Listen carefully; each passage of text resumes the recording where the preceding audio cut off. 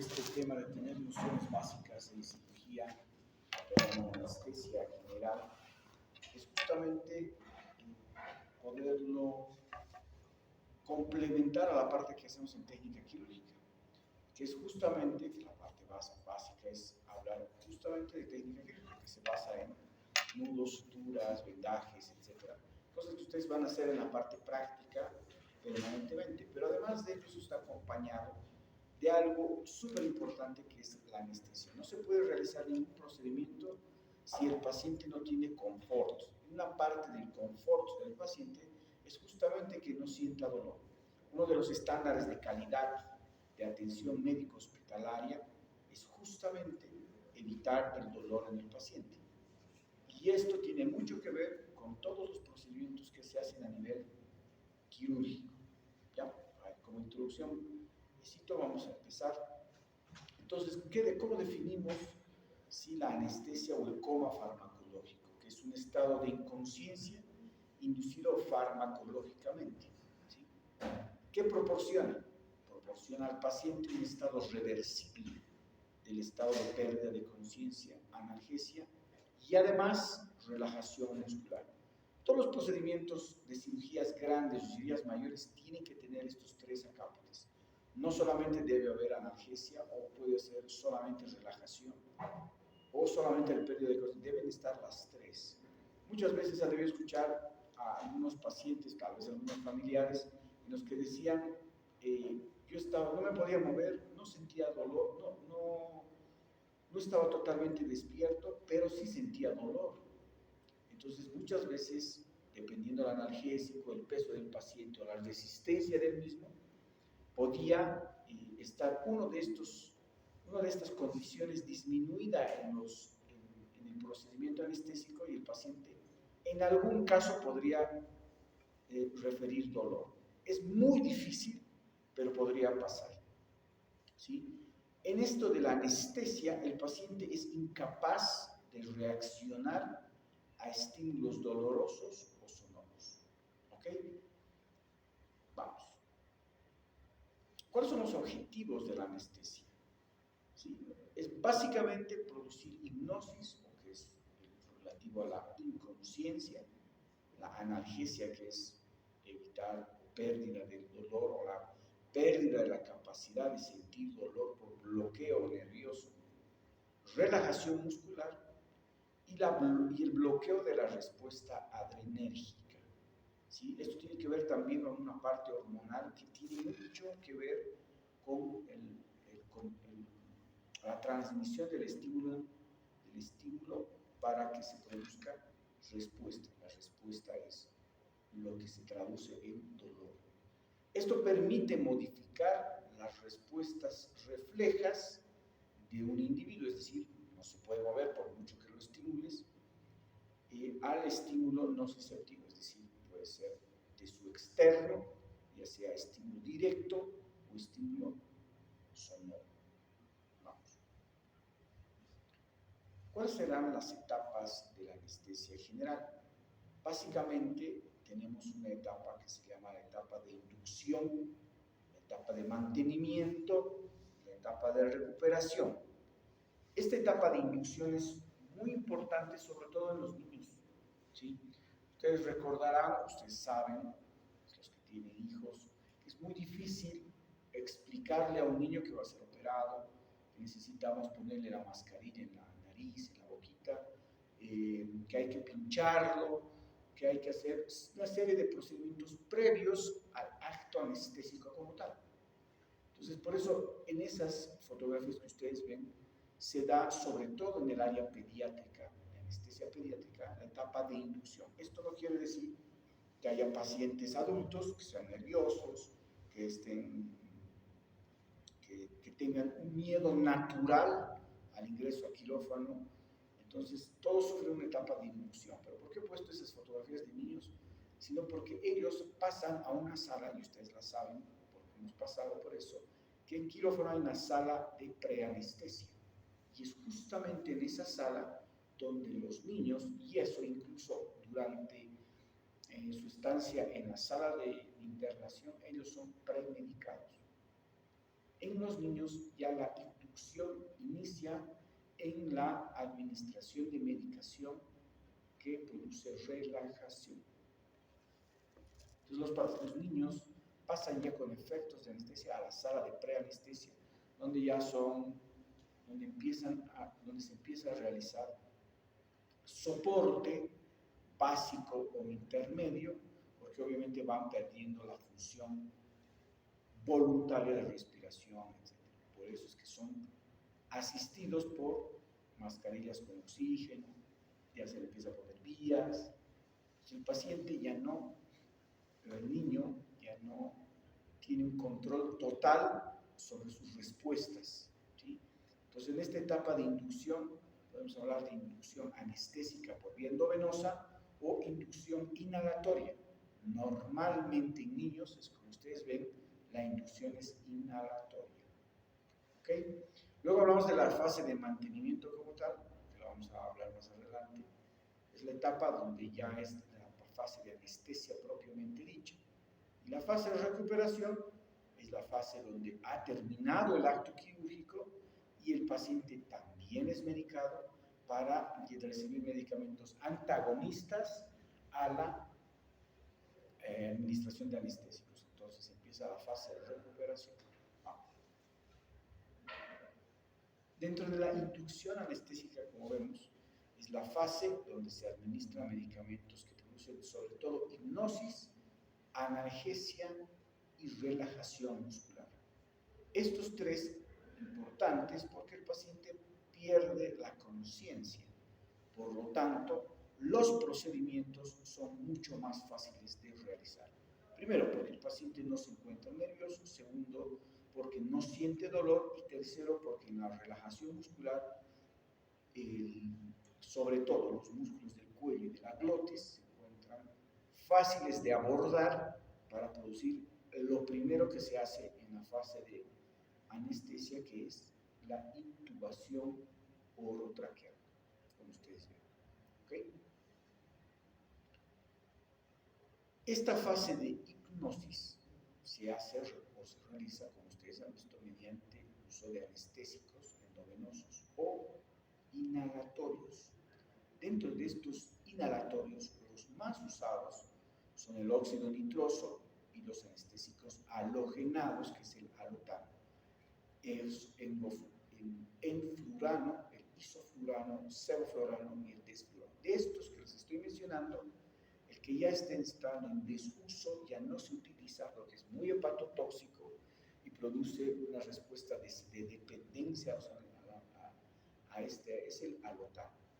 El que se usa más, es digamos un poco más noble, por decirlo así, es el sevoflurano, es el que se utiliza más.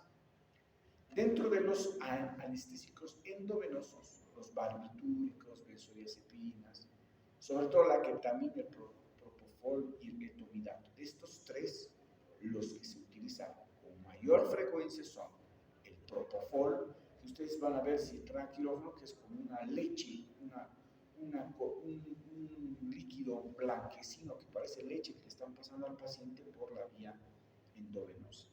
Y la ketamina, que se está utilizando también, solamente que podríamos decir que es un medicamento un poco más costoso, pero que se utiliza también. La ketamina se llama también el medicamento de la verdad. Cuando te aplican ketamina en un procedimiento anestésico, empiezas a decir todas tus verdades. Entonces, si te pregunta algo tu chica en esa fase, le cuentas todo. Ya, vamos. Dentro de las benzodiazepinas, las que son más utilizadas y las que pueden facilitar este proceso de anestesia, ¿sí? Son el diazepam, el midazolam y el lorazepam. De estos tres, el diazepam es el menos utilizado ya en procedimientos, sin embargo, se puede utilizar en procedimientos que van a tener corta duración. ¿Sí? Como ven allá, se utiliza en premedicación, en sedación y en inducción. En realidad, las tres se utilizan, ¿sí? Pero el midazolam es uno de las benzodiazepinas más utilizadas en nuestro medio, ¿sí? Primero, porque no toda cirugía va a durar más de 10 horas, es muy raro, ¿sí? Normalmente se puede utilizar procedimientos cortos. Por ejemplo, cirugía laparoscópica, son cirugías que no tardan más de una hora. ¿Sí? Entonces, la recuperación o el metabolismo de ese anestésico va a pasar naturalmente sin la necesidad de utilizar antagonistas. Entonces, el midazolam es uno de ellos que facilita esta recuperación natural al proceso de mantenimiento. Dentro de los barbitúricos, el tiopental es uno de los más utilizados también. Tiene una acción rápida y ultracorta por su elevada liposolubilidad y rápida distribución. Esta es pregunta de examen. ¿Sí? Se utiliza para la inducción y a veces para el mantenimiento. El tiopental es el medicamento intraoperatorio y durante el proceso de anestesia más importante, porque es uno de los más importantes, porque es el que justamente puede administrarse fácilmente varias veces durante el acto operatorio, dependiendo que este dure o cuánto dure, porque justamente su acción es rápida y ultracorta. ¿Sí? Entonces, no necesitamos al paciente sobremedicar para producir los efectos que necesitamos. Tiopental, esta es la presentación del tiopental, esta es la dosis entre 3 a 5 miligramos kilogramo peso endovenoso. Normalmente, obviamente es la que produce la inconsciencia, no produce analgesia, ¿sí? Y disminuye la presión arterial. Sin embargo, obviamente el proceso o todo esto que tiene que ver con la fase de mantenimiento tiene que ver también con la utilización de otros medicamentos que necesariamente tengan que ser compensatorios. Es decir, todos los medicamentos tienen que entrar en una fase de compensación. No puedo administrar más uno que otro. Y justamente por eso el paciente está totalmente monitorizado. Entonces puedo manejar dosis y respuesta a los analgésicos con el paciente monitorizado, que obviamente esa es la esencia y la finalidad de que un paciente esté completamente controlado. Una vez que el paciente pierde la respuesta o la voluntad de respirar y de tener otras funciones centrales, depende totalmente del accionar del anestesiólogo. Por eso es importante que el anestesiólogo se quede durante el acto operatorio. ¿Sí? Vamos. La ketamina, como les decía, este modo de acción no está muy bien definido, pero se puede incluir como un antagonista de otros procesos o de otros medicamentos. ¿Sí? Las dosis de inducción y de mantenimiento dependen de cada paciente e incluso dependen de los antecedentes del paciente. Porque hay algunos pacientes que nos ha tocado que tienen dependencia ya a drogas. ¿Sí? Entonces la ketamina no le hace naranjas, como se dice. ¿Sí? Entonces las dosis que se utilizan son dosis muy altas, pero que se las tiene que administrar con mucho criterio, porque como les digo, la ketamina, si bien se sigue utilizando, no tiene un efecto deseado en algunos procedimientos que tienen prolongación de más de 2 horas de intraoperatorio. ¿Sí? Este medicamento ya de por sí produce el aumento de la frecuencia cardíaca y la presión arterial, a diferencia, por ejemplo, del tiopental, como decía. Entonces, estos medicamentos tienen que tener cierto uso de acuerdo a los antecedentes del paciente. Vamos. Este puede deprimir ligeramente la frecuencia respiratoria, puede producir broncodilatación y ciertos efectos adversos. Si ustedes se dan cuenta, este es el que tiene más efectos adversos. Incrementa secreciones orales, alteraciones emocionales, movimientos mioclónicos. Esto estoy hablando del intraoperatorio. Un incremento del tono muscular, aumenta la presión intracardíaca o movimientos oculares. ¿Dónde está contraindicado?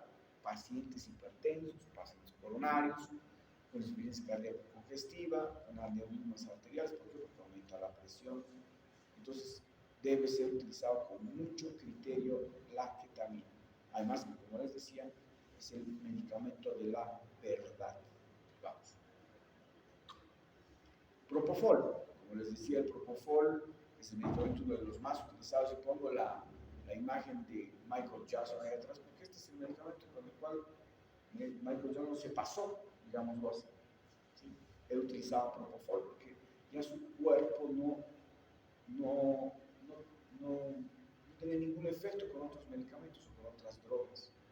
Entonces, esta por ser una acción sedante hipnótica, él tomaba o se administraba, él o le administraban Propofol por el dolor que sentía.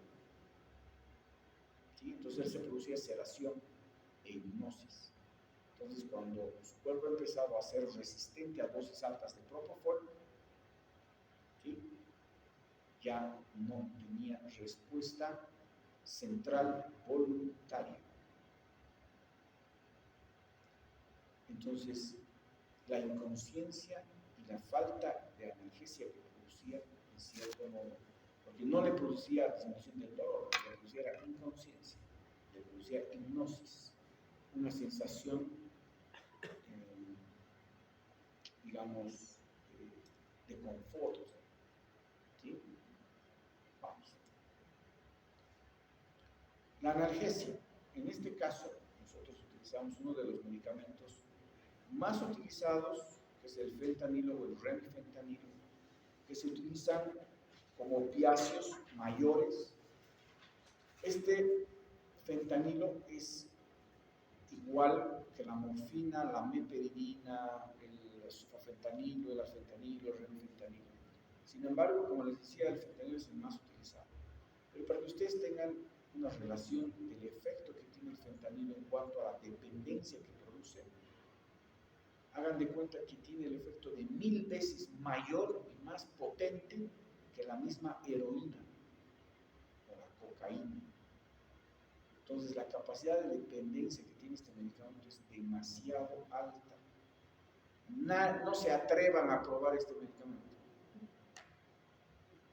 porque van a empezar a tener una dependencia mucho mayor a la morfina, heroína. Es un medicamento, si ustedes buscan en internet, ponen estado de Filadelfia en Estados Unidos, van a ver cómo está la gente. La gente utiliza fentanilo, pero ya en píldoras. Se llama la droga o el efecto que producen los zombies. Los pacientes que están con dependencia al fentanilo. Búsquenlo para ver qué efectos tiene el fentanilo ya cuando se hace un paciente dependiente al fentanilo.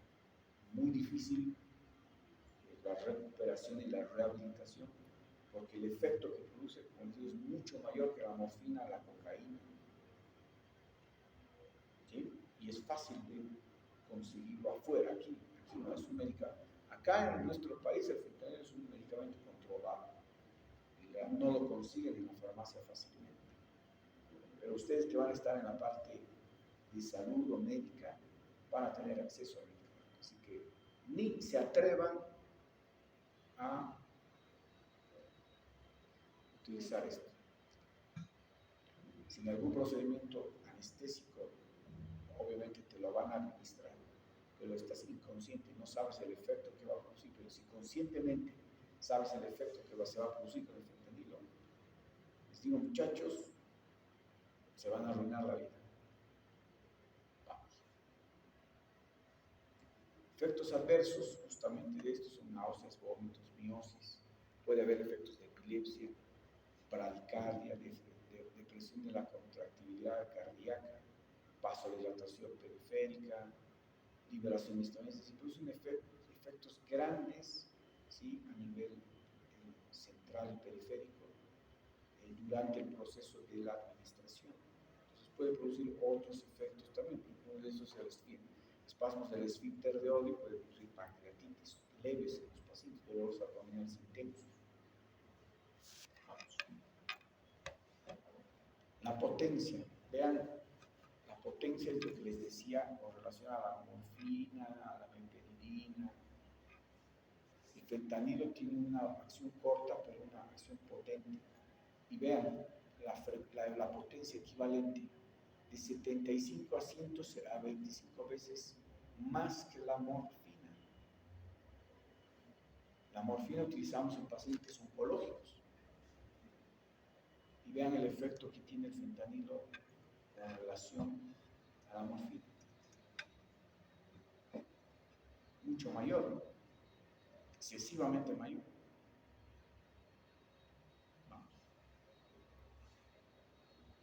Dentro de los relajantes musculares tenemos lo que se llama el atracurio, ¿sí? Es un medicamento que se utiliza normalmente que facilita la relajación en el paciente y obviamente facilita los procedimientos de intubación o el mismo acto intraoperatorio, dependiendo dónde se está realizando el acto operatorio.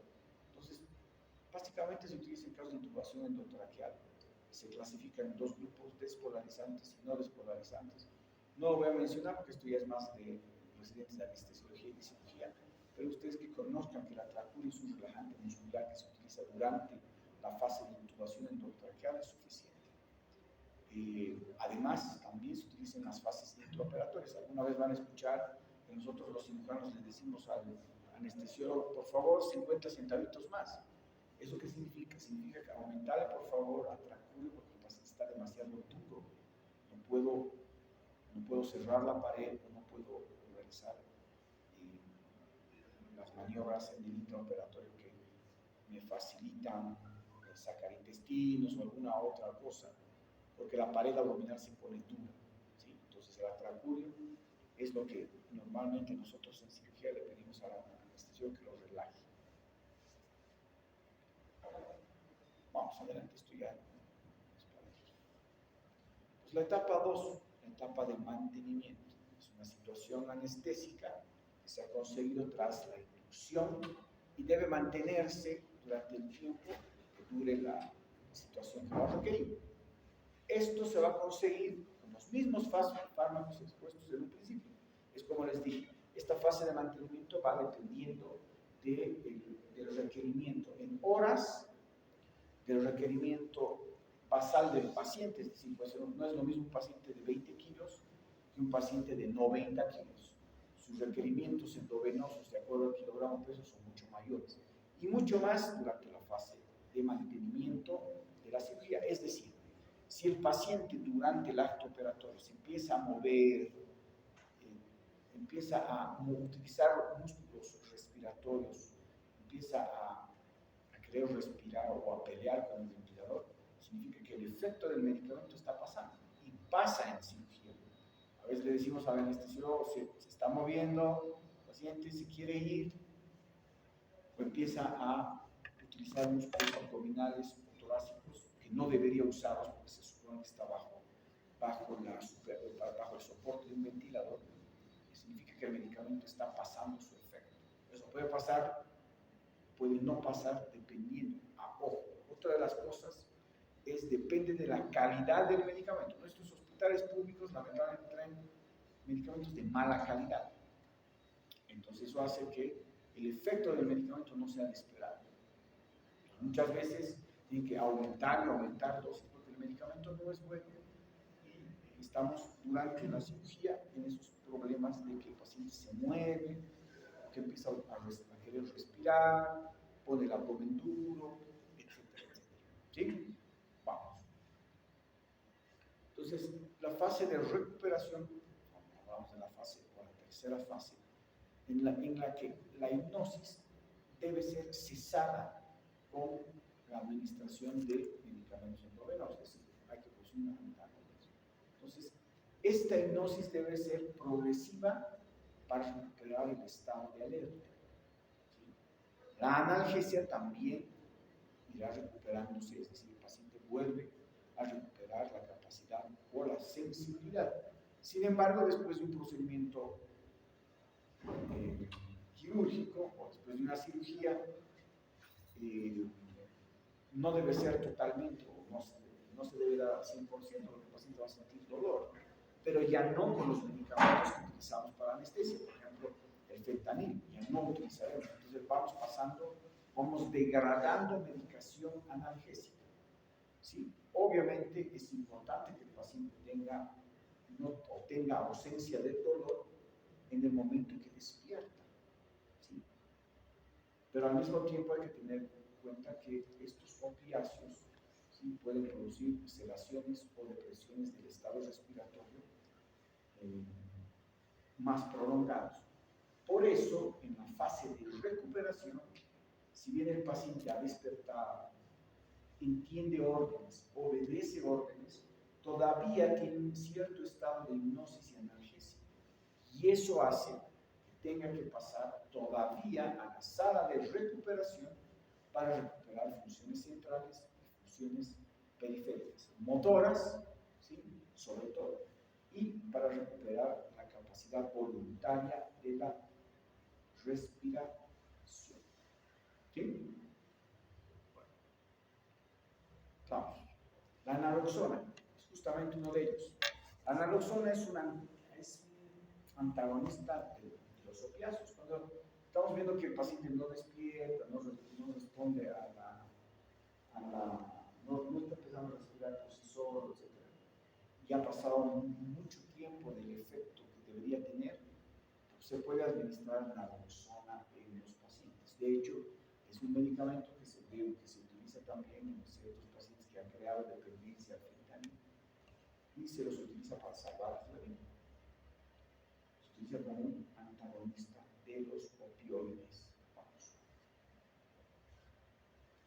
La relajación muscular, obviamente la reversión, depende del mecanismo de degradación. También la relajación es importante en la fase de recuperación, porque si bien se utiliza para facilitar el procedimiento quirúrgico, hay algunos pacientes que pueden tener un efecto retardado de esta relajación. Y esa relajación se ve sobre todo en la capacidad de deglución. ¿Sí? Entonces, debemos utilizar otro tipo de medicación. Uno de los principales para evitar o para antagonizar es la neostigmina, que es el medicamento más común que se utiliza en la sala de quimio. ¿Sí? Obviamente esto debido a sus efectos que tiene, ¿sí? Provocan excesiva salivación o bradicardia. Por eso, no sé si se han dado cuenta, o cuando tengan la oportunidad de entrar a quirófano, se van a dar cuenta que el anestesiólogo cubre, baja los ojitos del paciente, pero además de bajarlas, cerrar los ojos, le ponen una gasita y cubre con un esparadrapo o un micropor, justamente para que, porque salivan demasiado y producen muchas secreciones, una de ellas lágrimas. Entonces, el efecto de la relajación puede producir eso. Los antagonistas todo este procedimiento de la intubación, en inducción anestesia, tiene una finalidad, sobre todo en la relajación, que es la intubación orotraqueal. ¿Sí? El paciente debe estar relajado, en hipnosis, preferiblemente sedado y obviamente sin dolor. Entonces, esto facilita el procedimiento. ¿Por qué? Porque pueden haber algunas alteraciones propias del paciente que dificulten la intubación en el paciente. Ojo que el paciente en esta fase ya no depende de él mismo, no está respirando adecuadamente. Entonces el paciente tiene que ser asistido con oxígeno permanentemente durante el procedimiento. ¿Sí? No. Entonces, para esto, la implicación de la intubación orotraqueal, ¿por qué la pongo a la intubación orotraqueal dentro de este procedimiento? Pues es un procedimiento que se debe hacer en tiempos pausado y asistido con oxigenoterapia.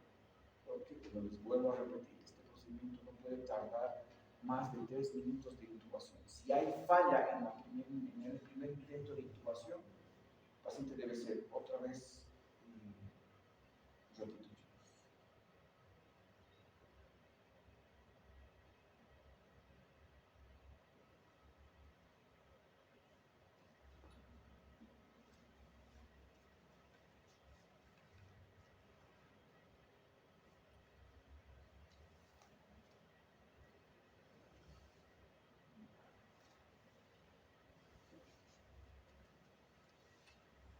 Entonces, la intubación orotraqueal implica la presencia de un tubo en la tráquea con un balón inflado, como visto en la primera fotografía, ya sea de forma electiva, que es un procedimiento quirúrgico, o de urgencia, En los casos de urgencia, es difícil tener a la mano un relajante muscular, es difícil tener medicamentos que faciliten la intubación. Entonces, un paciente inconsciente que su Glasgow ha bajado por debajo de 7 y no tiene funciones superiores, seguramente el paciente estará un poco más duro para la intubación. Pero si no se realiza, corre seriamente peligro la vida de ese paciente. Pero de hecho, hacemos intubación cerebral sin relajación, sin inducción previa. Lo hacemos así como se dice, demasiado rápido para evitar que el paciente entre en un paro respiratorio. ¿Sí? También la intubación puede ser nasotraqueal u orotraqueal dependiendo del procedimiento químico que se va a hacer. Sobre todo en cirugía maxilofacial pueden utilizarse esos tipos de intubación. Las indicaciones de intubación endotraqueal, apneas, capacidad para mantener una vía aérea por otros medios, protección de aspiración osario-vómito, y para eso se infla el globito de aspiración que han visto en la primera fotografía del tubo, compromiso inminente o potencial de la vía aérea, presencia de lesión cráneoencefálica que requiera de ventilación, incapacidad de mantener oxigenación adecuada por medio de un dispositivo de oxigenación o por mascarilla, que es lo que en realidad hacemos durante la acción, la primera fase de inducción y de mantenimiento de los pacientes, ¿no?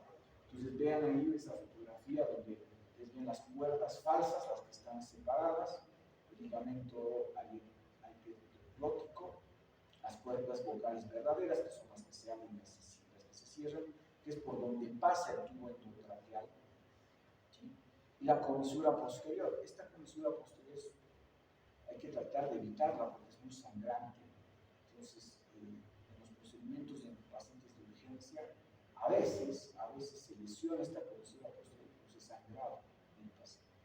¿Sí? Por eso que durante incluso la intubación hay que tener a la mano un aspirador. Vamos. El material es un laringoscopio endotraqueal, ¿sí? Material para fijación.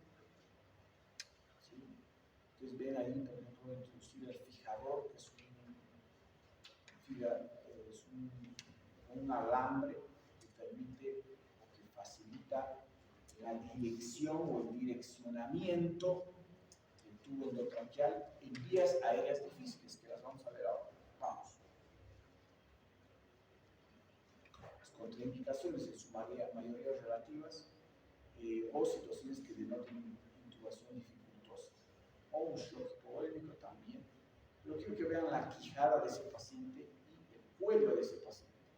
Ustedes se tocan sus propios cuellos, van a ver que hay una arcada, hay una concavidad natural de ustedes, ¿sí? Incluso cuando se recuestan o se echan, hay una concavidad, ¿sí o no? Y ese paciente no la tiene.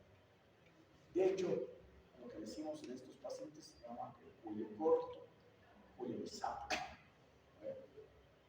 No hay una adecuada visión de toda la parte superior de la glotis, y lo vamos a ver ahora. Y esto hacemos con los criterios de Mallampati. Esto ustedes pueden hacerse su valoración de acuerdo a la escala o al score de Mallampati para saber si ustedes tienen una vía aérea difícil o no. Los signos clínicos predictivos de una dificultad en la ventilación, por ejemplo, pacientes que roncan, mayores de 55 años, falta de dientes, barba y el índice de masa corporal. Son factores predictivos de dificultad en la ventilación o de vía aérea difícil. Vean que en el score de Mallampati, cuando uno hace la apertura oral, el score 1, donde se ve todavía la língula, ¿sí? O lo que llamamos la campanita, si podemos ver los pilares posteriores, el paladar blando atrás, es una vía aérea fácil. ¿Sí? En la segunda ya esa apertura va disminuyendo si se sigue viendo la campanita, pero ya no se ven los pilares laterales, ¿sí? Dificultosamente se ve el paladar o la faringe. 3, difícilmente ya hay una visión en los pilares, se ve todavía la aura, pero parcialmente. Y en la 4, pese a que el paciente está abriendo la boca, no se ve nada. Vamos. Entonces, esos son marcadores de una intubación difícil. Aquí está un poquito más claro, ¿sí? Entonces, los signos clínicos predictivos un poquito más claros: cuellos cortos, gruesos, musculosos, retracción mandibular, paladar arqueado, cicatrices faciales, es decir, que haya tenido algún accidente, probablemente el estado mental y el tamaño de la lengua. Pero básicamente la clasificación de Magnapati lo que nos permite es adelantarnos a el uso de otro tipo de intubación por fibroscopía. En muchos hospitales ya tenemos que... ¿Aló? Creo que la clasificación de Magnapati uno ya puede, en la valoración anestésica que realiza el anestesiólogo, ya puede darse cuenta en la valoración si va a tener o no dificultades para la intubación. Entonces, un día antes se prepara el anestesiólogo para pedir un laringoscopio con fibroscopía, ¿sí? Para tener una intubación por visión directa. Hacerlo con la, antes se hacía con la fibroscopio, si la intubación era mucho más difícil. Por eso se utilizaban esos guiadores que hemos visto en la primera fotografía, que facilitan la manipulación del tubo endotraqueal para introducirlo dentro de la o a través de las formas vocales. ¿Sí? Obviamente con fibroscopio ya es mucho más fácil poder intubar al paciente. Pero en casos en que el paciente está en una situación de urgencia, realmente es muy complicado poder intubar al paciente. ¿Ya? Vamos.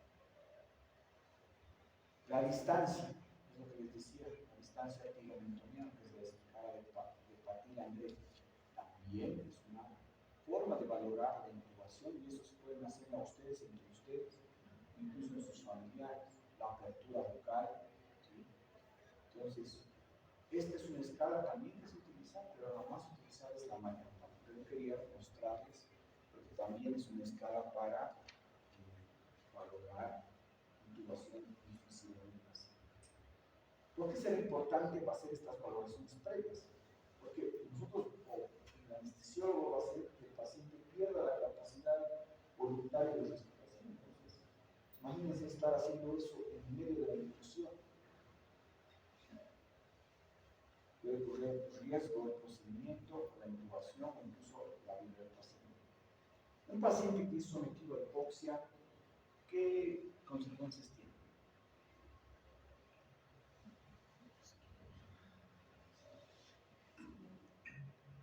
Estoy hablando un poco, ¿pueden respirar? ¿Cuánto tiempo pueden mantener la respiración? ¿20 segundos? ¿30? ¿Eh? ¿Un minuto? A ver, hagan la prueba. Metan aire y aguanten la respiración. Contrólense. No lleguen ni a 20 segundos. A no ser que sean nadadores olímpicos para... ¿No es cierto? Entonces, 2 minutos o 3 minutos que no llega oxígeno ni a cerebro ni a tejidos, y ahora el cerebro produce lesiones irreversibles. Por eso es que las valoraciones de la intubación tienen que ser previas al acto. Obviamente un paciente de emergencia es un paciente de emergencia. No sabemos cuándo va a llegar una emergencia, pero pacientes en cirugías programadas tienen que ser valorados para evitar justamente eso. Por eso que si ha habido fallo en la primera intubación, el paciente tiene que ser asistido con oxígeno. La saturación debe mantenerse por encima de 80. Cuando empieza a bajar por 20, 60 y encima no tiene aporte de oxígeno al cerebro y hace hipoxia, tienen daño cerebral irreversible. demasiado importante el tener un control de los pasos en inducción anestésica que faciliten una intubación segura. ¿Sí? Vamos. Vean ahí, por ejemplo, está un poco más didáctico, digamos así. Grado 1, se ve cuerdas, o sea, están viendo las cuerdas, las globos, todo. Grado 2, no se ve mucho, pero te la puedes sin un fibroscopio podrías hacerlo. Entonces, el grado 3 un poco más difícil, y el grado 4 no está. Y esto, el grado 3 y 4, a diferencia de este 1, ustedes ven fácilmente al levantar la endoscopio. Ni siquiera necesito levantar, ya se ve. En eso básicamente hacer un poco de maniobras para poder ver. En la glótico que están viendo aquí directo, está aquí arriba. Por eso que con el guiador del tubo endotraqueal, lo que esté el tubo así, el guiador lo que hacemos es ponerlo así, ¿no? Para que el tubo entre así. Por eso es que no se ve. ¿Ok?